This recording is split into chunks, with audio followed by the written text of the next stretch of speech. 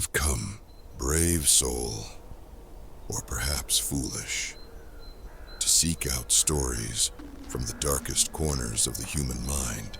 Tonight, we will travel far north, into the icy forests where few dare to tread, where an ancient spirit is said to dwell, a creature known by a name that sends chills down one's spine, the Wendigo. But let me warn you, this story is not for the faint of heart.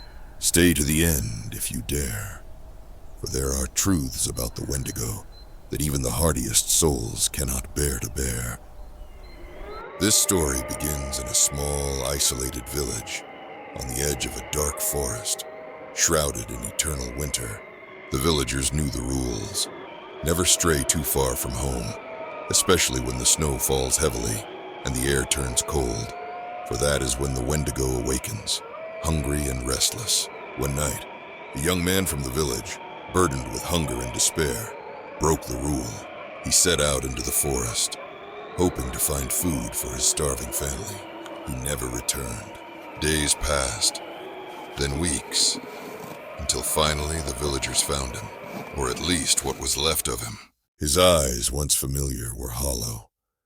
His skin stretched tight over his bones, his lips torn and bloody, as if he had chewed on them in his madness.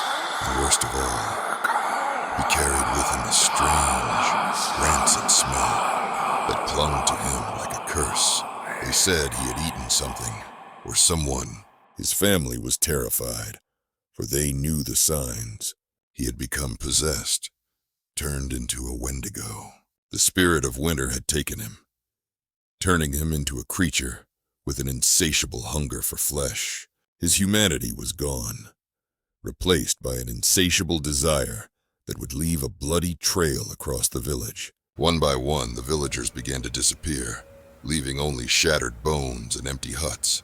They tried to run, but wherever they went, the Wendigo was there, always just out of sight, watching from the shadows.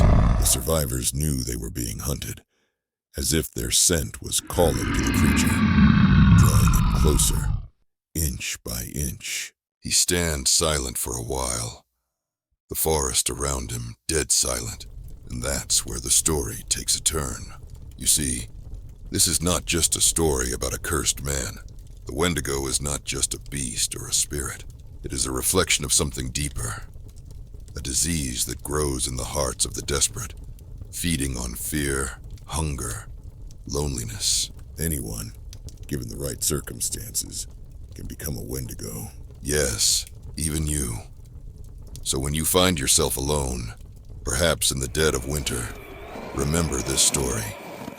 Remember that the Wendigo is not just a creature lurking in the woods, but a shadow inside each of us, waiting for the moment when we are at our weakest to emerge.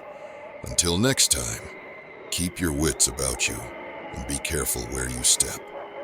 And if you want to learn more dark truths and cursed creatures, stay with me, for this journey